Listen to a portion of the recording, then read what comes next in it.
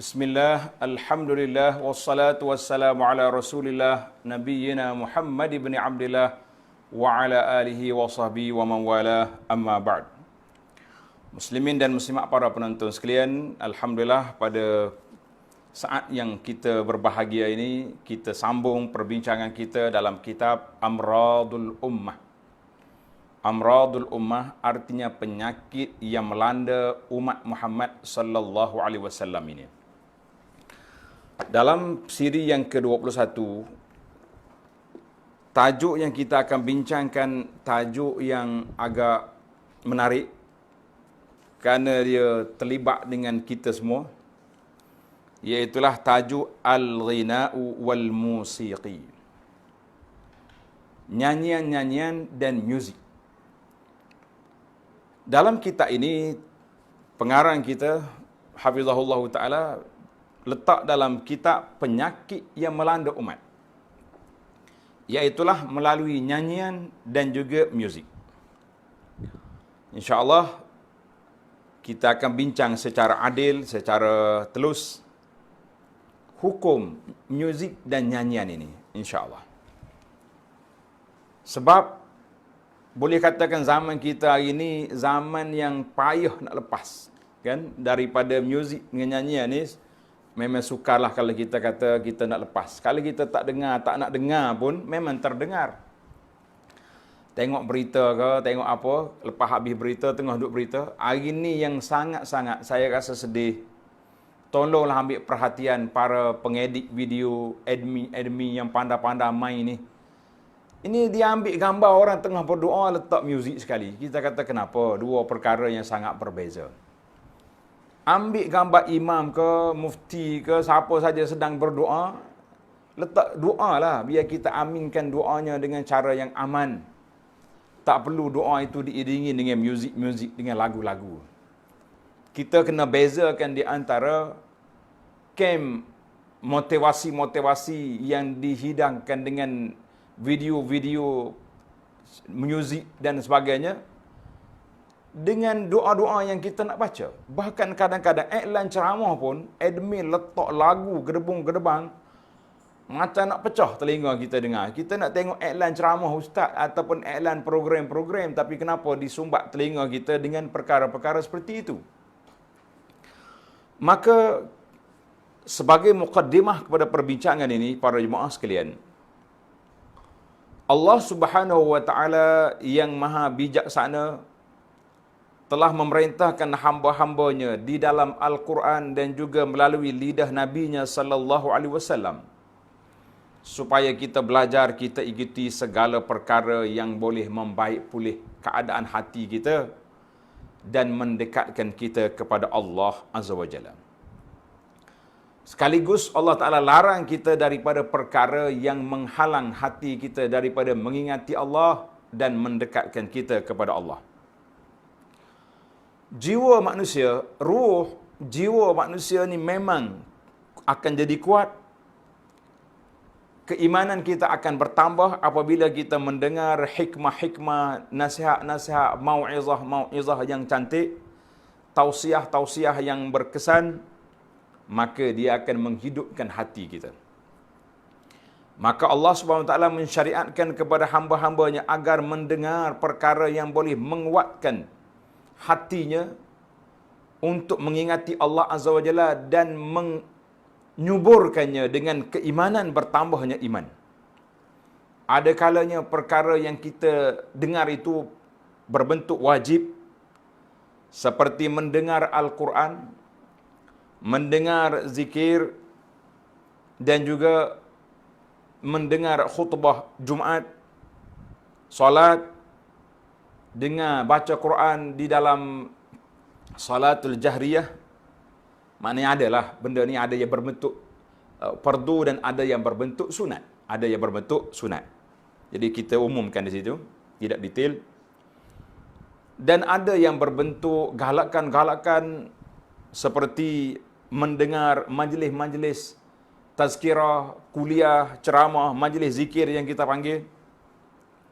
Maka semua pendengaran itu yang kita dengar itu boleh sampai kepada hati kita, yang menyebabkan kita akan menjadi manusia yang cinta kepada Allah, merindui Allah Azza wa Jalla. Allah SWT telah sebut dalam beberapa ayat Al-Quran tentang penjagaan hati kita ni. Di antara ayat yang pertama, Suratul Anfal ayat 2. A'udzubillahi minasyaitanir rajim. Innamal mu'minuna allazina idza dzukirallahu wajilat qulubuhum wa idza tuliyat 'alaihim ayatuhu zadatuhum imana. Sesungguhnya orang-orang yang beriman itu apabila disebut Allah, disebut nama Allah, disebut Allah, wajilat qulubuhum, hati mereka menjadi cerah. Wa iza tuliyat alaihim ayatuhu, apabila dibaca ayat-ayat Allah, zadatuhum imanan, bertambah keimanan dia. Wa ala rabbihim yatawakkalun, dan mereka bertawakal kepada Allah Azza wa Jalla. Dalam ayat surah Az-Zumar ayat 23, Allahu nazzala ahsanal hadisi kitaban mutasyabihan mathani taqsha'irru minhu juludul ladzina yakhshawna rabbahum. Masya-Allah. Allah yang menurunkan sebaik-baik cerita, iaitu Al-Quran. Allah kata apa? Sifat Quran itu taqsha'irru minhu juludul ladzina yakhshawna rabbahum, gementar. Kata orang naik meremang bulu roma, naik bulu roma. Orang-orang yang takut pada Tuhan, summa talinu juluduhum wa qulubuhum, kemudian kulit mereka dan hati mereka menjadi lembut dengan sebab mendengar apa? Ila zikrillah, mendengar sebutan kepada Allah Azza wa Jalla. Panjang ayat ini, saya nak ambil mahalus syahid saja. Kemudian ayat yang ketiga, surah Al-Hadid ayat 16. Allah Ta'ala berfirman, alam ya'ni lilladzina amanu an takhsha'a qulubuhum li zikrillah. Alam ya'ni lilladzina amanu. Bukankah sampai masanya untuk orang yang beriman itu takhsha'a qulubuhum li zikrillah, hati mereka khusyuk mendengar zikrullah. Kata kemudian Ibnu Mas'ud radhiyallahu anhu kata apa? Maka baina islamina wa baina an nu'tibna bihadhil ayah. Jarak di antara Islam kita dengan turunnya ayat Quran ni, hendaklah orang yang beriman itu hati mereka takut, gementar apabila dengar ayat-ayat Allah. Ibnu Mas'ud kata illa arba'u sinin, 4 tahun je. 4 tahun dulu orang-orang para sahabat bila dengar ayat Quran, gementar hati mereka dan takut, khusyuk jiwa mereka. Ibnu Mas'ud kata di antara kita Islam awal dulu dengan turunnya ayat Quran ni berapa tahun? 4 tahun, sehingga kita ditegur oleh Allah Azza wa Jalla. Wala takunu kalladzina utul kitaba min qablu fatala alaihimul amadu faqasat qulubuhum wa katsirun minhum fasiqun. Jangan jadi seperti orang yang penerima kitab-kitab yang terdahulu, panjang masa mereka, maka keras hati mereka dan ramai di kalangan mereka fasik. Walaupun ada kitab di tangan, tapi fasik. Para jemaah sekalian, ayat ini menunjukkan kepada kita bahawa zikrullah, yang paling besar sekali zikrullah, iaitu Al-Quranul Karim. Kemudian kita baca mau'izah, baca nasihat daripada Nabi SAW, maka ketika itu hati kita akan lembut. Lawan daripada zikrullah ni apa dia? Iaitulah dengar bunyi-bunyian yang lara, yang disebut dengan nama al-aghani, nyanyian-nyanyian. Nyanyian ini bercanggah dengan dengar Quran. Quran duk ajak kita supaya baik. Nyanyian pula duk ajak kita lara. Nyanyian-nyanyian yang rock yang tidak berkait dengan agama tu kita panggil nyanyian secara umum lah. Dia sebut di sini. Adapun nasyid, qasidah tu kita akan bincang lepas ni. Jadi bila sebut nyanyian di sini, para jemaah jangan mudah rasa sempit dada. Nyanyian bila saya sebut di sini, maknanya nyanyian-nyanyian yang lara. Seperti nyanyi rock, nyanyi yang duk puji wanita, nyanyi yang duk puji arak, nyanyi yang duk entah apa benda yang memang langsung tidak ada unsur-unsur keimanan. Itu yang kita maksudkan. Maka apabila disebut nyanyian itu berlawan dengan Quran. Lawan dengan Quran. Quran kalamullah ajak manusia supaya menyembah Allah Azza wa Jalla, dan penyanyi-penyanyi pula termasuk daripada mazamiru syaitan, dia panggil bunyian syaitan. Allahu Akbar. Mendengar Al-Quran akan menumbuhkan keimanan dalam hati sebagaimana air menumbuhkan sayur-sayuran, biji-bijian. Sebaliknya, mendengar nyanyian yumbitun nifaq, iaitu akan menumbuhkan sifat munafik dalam diri manusia, wal'iyazubillah. Seorang sahabat, nama dia Ibnu Mas'ud radhiyallahu anhu. Dalam cerita kita ni banyak Ibnu Mas'ud. Ibnu Mas'ud kata dalam kata-kata dia, asar, al-ghina'u yumbitun nifaq fil qalbi. Nyanyian itu akan melahirkan, menumbuhkan sifat munafik di dalam hati manusia. Kata-kata ini diriwayat oleh Ibnu Abi Dunya dalam kitabnya Zammil Malahi, dan sahahu Ibnu Qayyim dalam kitab Al-Ighasah, Ighasatul Lahfan. Apa maksud dia? Maksud nyanyian itu menumbuhkan sifat munafik sebab, tengok dia kata apa ni? Annahu yulhil qalb. Menyebabkan hati manusia tu jadi lara. Duk mikir, dengar lagu tentang pujian tentang wanita, kita duk mikir ke orang perempuan. Tentang lagu tentang arak, duk mikir ke arak, tentang dunia, tentang kemewahan, tentang, yang pentingnya laralah dia. Satu. Yang kedua, wa yasuddahu an fahmil Qur'ani wa tadabburihi, dan dengan sebab orang cinta kepada nyanyi, maka terhalang dia daripada nak tadabbur Al-Quran.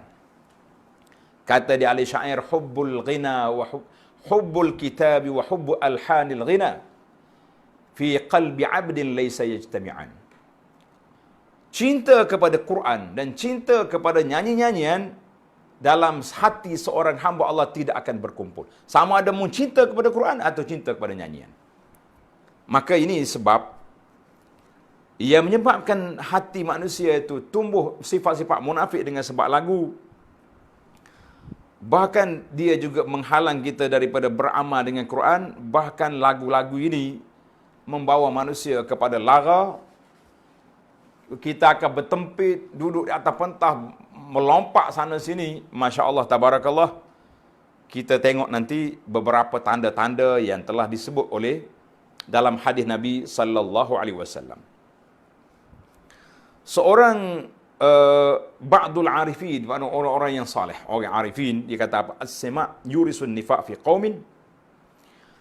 Mendengar lagu-lagu nyanyian itu boleh menzahirkan nifak dalam satu kaum, kerah kepala dalam kaum yang lain, mendusta pada kaum yang lain, dan perbuatan fujur, perbuatan yang tak baik dalam kumpulan yang lain. Dan macam-macam lah, membawa kepada asyik, kepada wanita dan sebagainya. Sayyidina Umar bin Abdul Aziz rahimahullahu ta'ala tulis surat kepada guru pada anak dia. Dia kata apa? Liyakun awal. Isu pertama, poin pertama yang kamu kena ajar kepada anakku, bughd al-malahi. Hendaklah kamu letak dalam jiwa mereka benci kepada benda-benda yang lara. Kerana dia ini adalah termasuk dalam permainan syaitan, wal'iyazubillah. Inilah di antara kata-kata para ulama. Panjanglah perbahasan di sini, kita nak ringkas saja. Saya tak baca semua kitab ni. Kita ambil tajuk-tajuk, poin-poin besar yang kita nak pilih untuk menjadi perbincangan kita di sini, insya-Allah. Maka para ulama berbeza pandangan di sini tentang hukum al-ghina. Nyanyi ini, kalau nyanyi mujarrad, nyanyi yang memang nyanyi yang lara, maka mereka katakan haram. Dan ada sebahagian ulama mengatakan harus dengan syarat-syarat yang tertentu. Jadi kita tengok dua-dua pandangan itu. Yang kata haram tu kenapa? Dia kata sebab Allah SWT sebut dalam Al-Quran dalam surah Luqman. Tanda surah Luqman ayat 6. A'udzubillahi minasyaitanirrajim. Wa minan nasi man yashtari lahwal hadits liyudilla an sabilillahi bighairi ilm. wa yattakhidhaha huzwa ulaika lahum azabum muhin. Di antara manusia yang beli alat-alat lahwal hadis, cerita-cerita yang melekakan manusia, untuk nak menyesak manusia daripada jalan Allah tanpa ilmu dan menjadikan agama Allah itu bahan ejekan, bagi mereka azab yang muhin, yang menghinakan. Kata Qurtubi, lahwal hadis di sini, alat permainan yang melarakan apa dia? Qala al-Qurtubi, iaitu al-ghina, nyanyian. Inilah kata-kata Ibnu Mas'ud, Ibnu Abbas dan lain-lain ulama. Masya Allah, tabarakallah. Maka disitulah kata di Mujahid rahimahullah ta'ala, al-ghina wal mazamir, nyanyian dan muzik. Maka dengan sebab kata-kata asar para ulama di sini, Ibnu Mas'udnya tafsir dan juga Mujahid mengatakan bahawa nyanyian itu haram, bagi merekanya haram. Allahu Akbar. Sebab apa dia kata? Nyanyian yang saya maksudkan yang tak ada unsur keagamaan itulah. Sebab dia boleh menggerakkan nafsu untuk mengikut hawa nafsu dan ghazal. Ghazal ni maknanya lebih kepada pemujaan, memuji-muji perempuan yang melampau-lampau. Melampau ke tak melampau ke? Ataupun mujun, orang panggil gila-gila dalam masalah keduniaan. Maka yang menyebabkan mereka terjebak dengan demikian. Kata di Qurtubi rahimahullah, fa amma ma salima min zalika, adapun nyanyi-nyanyi ataupun kita sebut nasyid. Sebab masyarakat kita ni bila sebut nasyid, biasa kita akan pergi kepada nasyid yang ada unsur-unsur kebaikan, seperti nasihat, orang panggil peringatan kan, ataupun akhlak, pedoman akhlak yang baik contohnya, ataupun kita panggil qasidah. Qasidah puji-puji Allah Ta'ala, puji Nabi SAW yang tidak melampau. Ada juga qasidah yang melampau, seperti memuji Nabi seolah-olah Nabi itu mempunyai sifat Tuhan. Dialah pemilik alam, Nabi lah pemilik dunia ni, di tangan dialah segala kuasa. La, kita kata itu ada masalah aqadiyah.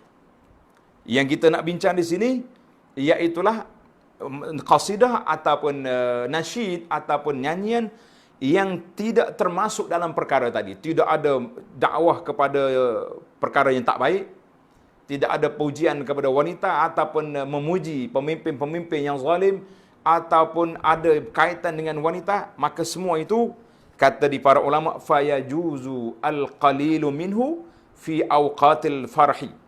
Maka harus kita dengar ketika waktu-waktu kegembiraan, seperti waktu perkahwinan.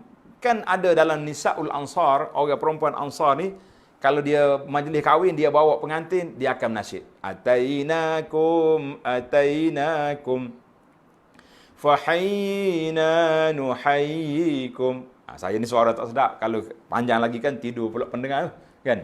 Yang pentingnya ada mahallus syahid. Mereka kata atainakum, kami datang bersama dengan pengantin. Fahayyina nuhayyikum, kamu sambut, kami juga menghargai sambutan kamu. Itu dia panggil dalam farah. Wal Eid, dan pada hari raya juga boleh juga kita nasyid, berqasidah dengan lagu-lagu yang baik-baik. Dan pada waktu kita buat kerja-kerja berat. Contohnya sebagaimana Nabi sallallahu alaihi wasallam dalam waktu menggali parit, kan sahabat-sahabat Nabi kita juga dengar, para sahabat, dan juga cerita Anjasah wa Salamah bin Aqwa juga ada ketika mereka duduk berjalan, dia tengah mengembara dengan unta, dia berlagu. Unta pun ikut rentak berjalan, masya-Allah tabarakallah. Jadi sampai ada kata Ruwaidah ya Anjasah, selalu sikit kesian unta kamu tu berlari dia sebab ikut rentak lagu yang dibawa oleh Anjasah dan lain-lain lagi. Maka kita mengatakan itu dibenarkan.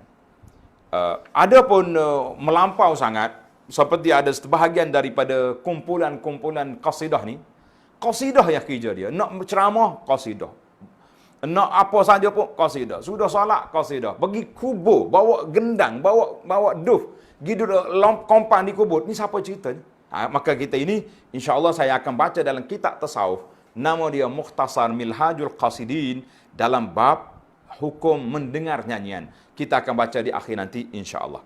Jadi para jemaah sekalian, muslimin dan muslimat. Bila kita itu di antara ayat-ayat Al-Quran yang menyebut lahwal hadis, kisahnya kata di ulama tafsir kata asalnya Imam At-Tabari mengatakan ada zaman jahiliyah dulu seorang nama dia An-Nadhr Ibn Al-Haris. Dia ni kerja dia bawa cerita-cerita orang zaman dulu, kerja Rom, kerja raja-raja dulu. Tujuan dianya nak buat penglipu lara supaya orang Mekah ni tak pergi dengar Nabi kuliah, tak dengar Nabi baca Quran. Ini dia panggil nak menyekat. Maka turun ayat Quran ni lahwal hadis ay al-batil wal ghina. Maka itu di antara ada sebahagian ulama menafsirkan sedemikian. Baiklah para jemaah sekarang kita berpindah kepada hadis Nabi sallallahu alaihi wasallam yang menyebut tentang celaan kepada nyanyian dan juga benda-benda yang melarakan. Di antara hadis yang dikeluar oleh Imam Bukhari rahimahullah taala dalam kitab sahihnya daripada Abdul Rahman bin Ghanam Al-Asy'ari daripada Abu Malik Al-Asy'ari radhiyallahu anhu, dia dengar Nabi sallallahu alaihi wasallam bersabda. Hadis ni perbahas panjang. Saya kata cukuplah. Kitab-kitab ulama Imam Ibn Hajar sendiri telah mengatakan hadis ini mutawasil, hadis ini bersambung daripada Imam Bukhari kepada Nabi sallallahu alaihi wasallam. Jadi tak payahlah kita duk pertikai, kita duk ikut apa yang dikondem oleh Muhammad Ibn Hazm, Abu Muhammad Ibn Hazm contohnya dalam masalah hadis ini, ulama hadis cukup dah mereka telah berbahas, telah menceritakan kepada kita. Nabi sebut dalam hadis Bukhari, dia kata apa? La yakunanna min ummati aqwam. Nabi SAW bersabda, selagi akan ada di antara umat aku aqwamun, beberapa kaum. Yastahilluna al-hira wal harir. Yang akan menghalalkan al-hira. Al-hira bermakna al-furuj, perzinaan. Dia tak kata zina tu halal, tapi diberinya lesen-lesen. Rumah-rumah pelacuran, rumah huruf sebagainya. Maka ini termasuk dalam perbuatan tersebut. Wal harir, dan menghalalkan sutera bagi orang laki-laki. Ini bukan sutera ni, ini macam-macam. Wal khamra, menghalalkan arak. Arak tu haram tapi diberi lesen, kan? Wal ma'azif. Ini enaknya ma'azif ni iaitulah nyanyian-nyanyian, alat-alat muzik yang kita ada ni. Maka dalam hadis ni panjang, Nabi sallallahu alaihi wasallam beritahu di akhirnya yamsahu akharina qiradatan wa khanazir. Kumpulan-kumpulan yang duk main arak, duk main muzik, duk main lagu ni, ada di antara mereka yang akan ditukar rupa dia menjadi qiradah, jadi monyet ataupun jadi babi sampai kepada hari kiamat. Jadi hadis ni para ulama sekalian, para pendengar sekalian, kita tengok orang duk main lagu-lagu ni, adakah mereka ni akan ditukar rupa dia? Akan ditukar rupa dia? Jawabnya tak tukar. Rupa tu rupa orang juga, tapi perangai dia. Kalau tengok hok duk main lagu rock atas pentas tu, waktu dia lompat, waktu dia pulah rambut dia piuk-piuk duk musi tu, lebih kurang dalam zon negara tu. Itu gaya dia. Gaya dia, kan?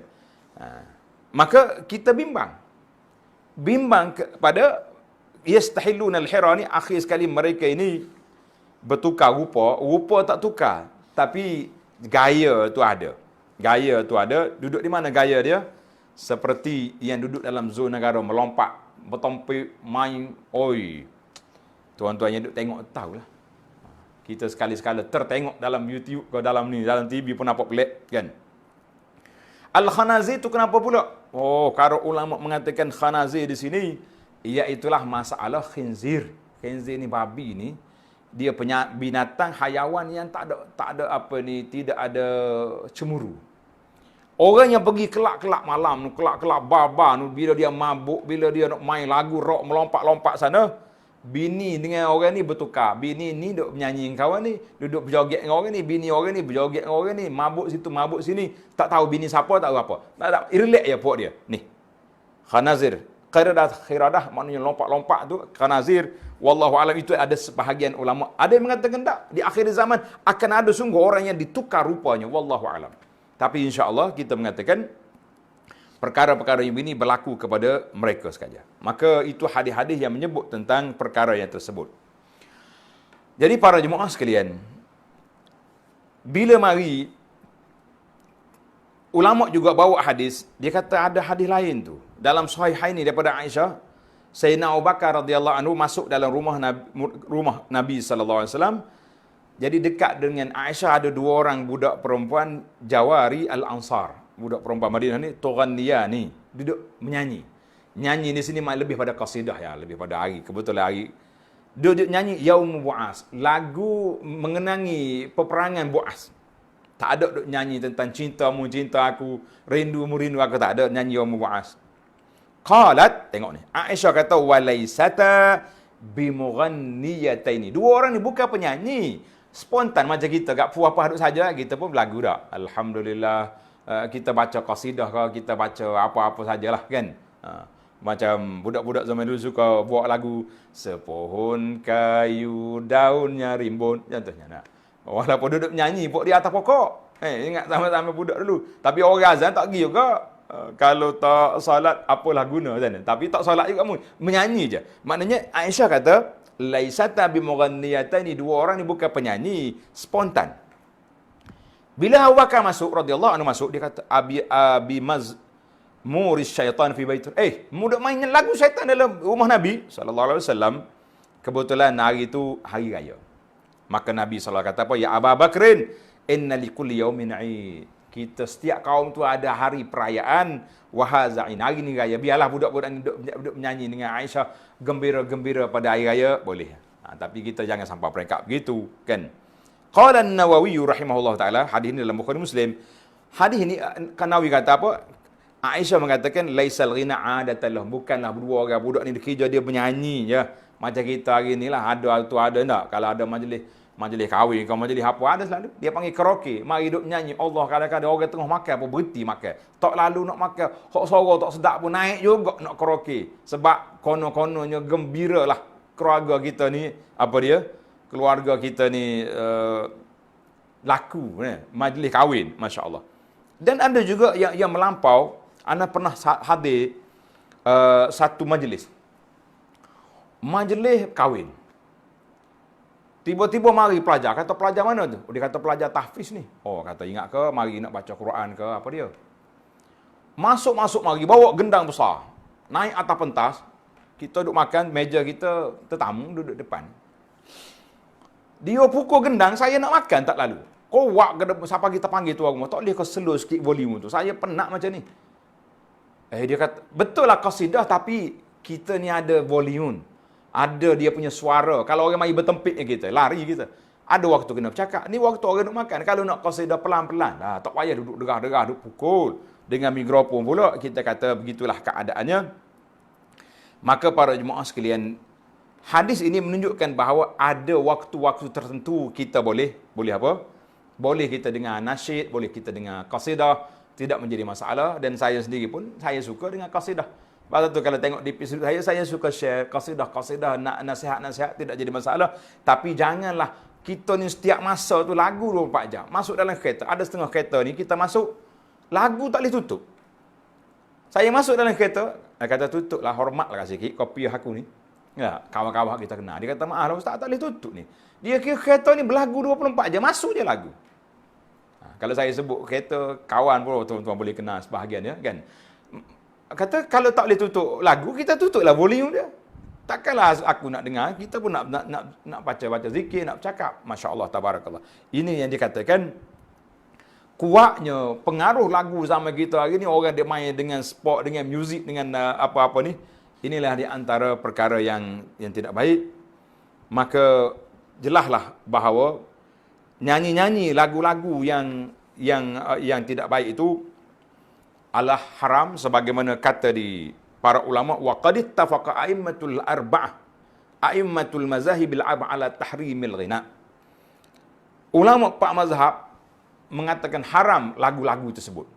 Cuma yang khilaf tadi dalam masalah qasidah, masalah nasyid, kita kata itu ada kelonggarannya di situ, insya-Allah. Jadi panjanglah perbahasan kita di sini. Muslimin dan muslimat, para jemaah sekalian, adapun alat-alat muzik, gendang-gendang yang kita ada ni telah dibahaskan oleh para ulama kita di dalam fiqh mazhabnya. mazhab Syafi'i dan juga lain-lain fiqh ada perbincangan yang panjang tentang masalah ini. Yang boleh kita baca, saya dah tulis satu makalah tengok dalam blog Abu Anas Madani. Tajuk dia tentang nasyid kontemporari antara pro dan kontra. Jadi para jemaah boleh tengok di sana. Saya dah tulis. Cuma kita di sini saya nak sebut secara ringkasnya, janganlah walaupun kita kata nyanyian tu ada khilaf para ulama, tapi janganlah sampai peringkat kita ni menjadi pencinta lagu. Ada setengah ustaz ni masya-Allah kalau dia nyanyi bawa lagu-lagu, nak menunjukkan dia ni ahli lagu. Masya-Allah tabarakallah. Ada setengah orang tu bawa lagu, duk cerita ke orang pula, dia duk tengok cerita tu, filem tu, movie tu, masya-Allah tabarakallah. Ni musim Covid mari ni orang tanya dia nak tengok cerita apa yang baik. Dia pun ayat, ustaz boleh syarah kepada masyarakat awam cerita-cerita movie-movie yang sedap. Nak tengok cerita perang ni, maknanya orang tak boleh syarah kepada orang kecuali dia tengok. Kita kata masya-Allah tabarakallah, Tuan Syekh banyaknya masa boleh tengok filem. Sebab itulah saya sangat-sangat duka cita apabila sahabat-sahabat kita, orang yang hebat-hebat dalam agama ni, kadang-kadang diheret sama tengok filem. Untuk nak endorsekan bahawa filem isi kandungan filem ni sekian-sekian, kita kata tuan-tuan kena ingat, kadang-kadang kita bincang tentang isi, tapi lakonan-lakonan itu, orang-orang perempuan yang tak utuh aurat, yang bercampur gaul, bini laki-laki tipu dalam filem, apa yang cerita di sana. Jadi kita kata banyak lagi mahzurat yang perlu kita berhati-hati dalam masalah ini.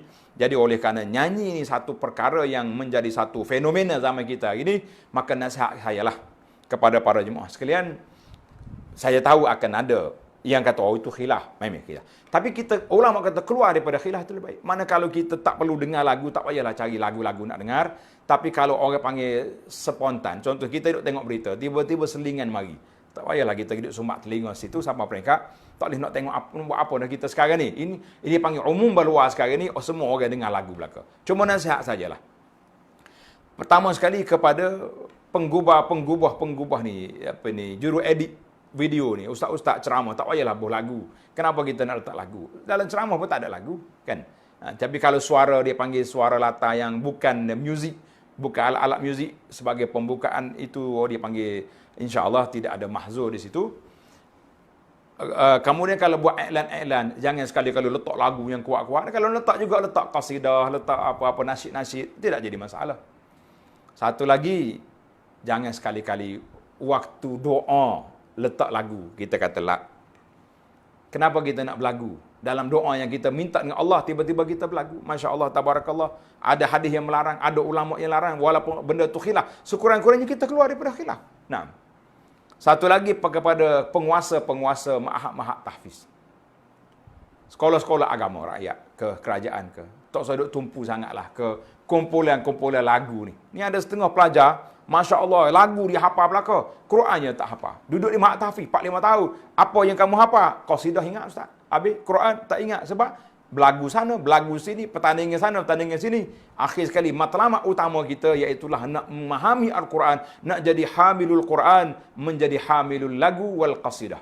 Subhanallah. Maka para jemaah sekalian, ambillah perhatian-perhatian. Kalau tuan-tuan yang nak baca secara panjang untuk para asatizah, bacalah dalam buku Amradil Ummah. Ana nak ringkas dia pada saat ini kerana masa kita sangat terhad dan mungkin baiklah, saya masuk kepada satu kitab. Ini kitab ni nama dia Mukhtasar Minhaj Al-Qasidin. Alhamdulillah kitab ni saya baca dah hampir nak khatam. Dan ada ustaz-ustaz kita lain baca. Terjemahan dia ni, nama dia. Terjemahan dia ringkasan kitab Jalan Mereka Menuju Allah. Mukhtasar Minhaj Al-Qasidin, ringkasan jalan menuju pada Allah Azza wa Jalla. Jadi dalam bab ini, satu bab khusus yang dibawa oleh Ibnu Qudamah rahimahullah ta'ala. Ibnu Qudamah ni bawa dalam kitab kita ni, dalam kitab tasawuf ni tuan-tuan. Kitab tasawuf ni direngkah daripada mana? Daripada kitab Ihya Ulumuddin. Dalam bab yang ke-15, bab kemungkaran dalam adat tradisi. Kemungkaran dalam adat tradisi serta mengingkari kemungkaran pemerintah atau raja-raja dan menyeru mereka kepada yang ma'ruf. Akhir sekali bab ni dia bawa bab hukum mendengar nyanyian. Saya baca.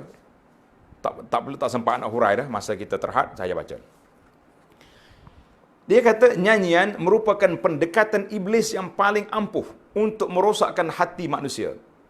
Dia telah berjaya memperdayakan ramai ulama dan orang yang zuhud, apatah lagi masyarakat awam, sehingga ada yang mendakwa bahawa mendengar lagu-lagu yang menghiburkan dapat menghadirkan hati kepada Allah.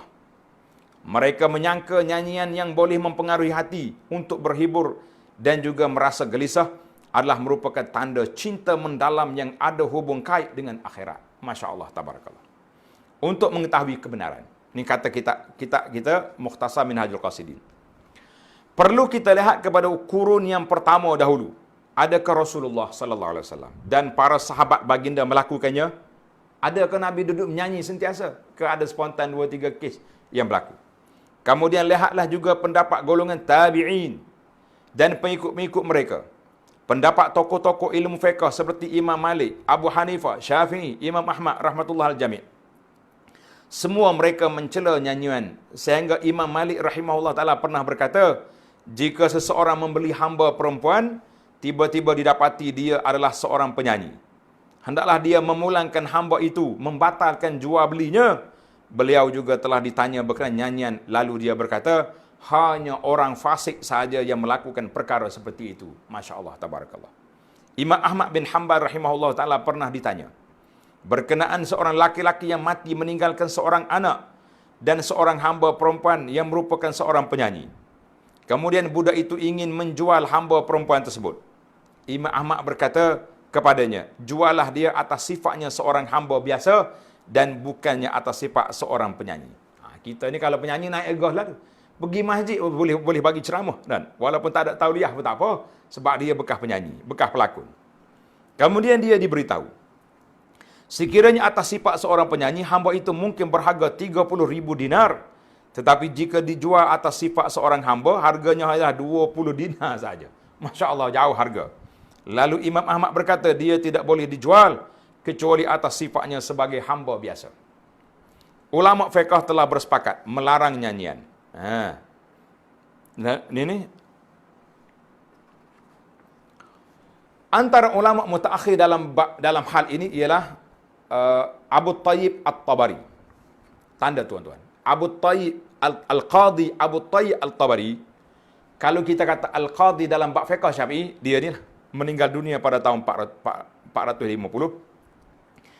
Dia kata apa? Salah seorang ulama besar dalam mazhab Syafi'i, beliau telah mengarang sebuah kitab. Nama dianya Jawabun fi Sima' wal Ghina. Nama kitab dia. Cari. Ustaz-ustaz cari tengok. Yang melarang nyanyian, menyanyi atau mendengarnya sekerah-kerahnya. Hanya beberapa kerak manusia yang terperdaya telah mengharuskan nyanyian dengan berkata, ada di antara ulama salah yang membolehkannya. Kata mereka lagi, Imam Ahmad bin Hanbal rahimahullah sendiri telah mendengar lirik-lirik lagu dan berkata, ini tidak ada masalah. Kita kata tadilah, lagu-lagu qasidah macam biasa, tak ada masalah. Kita pun nak dengar. Dalam perkara ini kita hendaklah memahami bahawa fatwa yang mengharuskannya hanyalah melibatkan rangkap-rangkap syair yang menceritakan berkenaan zuhud yang dan seumpamanya. Itu pun jika tidak disertai dengan gendang atau alat muzik, tepuk tangan atau tarian. Dengan itu kita memahami bahawa hadis Aisyah radhiyallahu anha yang menceritakan dua hamba yang menyanyi tadi daripada kaum Ansar mengenai hari Bu'as adalah dibenarkan kerana tidak mengasyik dan mempesonakan. Dia nyanyi spontan gitu saja. Kita sedia maklum bahawa keadaan masa dahulu tidak secanggih sekarang. Sekarang alat-alat muzik telah dipelbagai seperti kompang, drum, gitar, gambus dan irama-irama lagu yang begitu mendayu-dayu. Semua perkara ini boleh merangsang dan membangkitkan gelora nafsu yang terpendam dalam jiwa. Apabila ada orang jahil menyangka bahawa perbuatan ini ada kaitan dengan akhirat, maka itu adalah pandangan yang jauh dari kebenaran.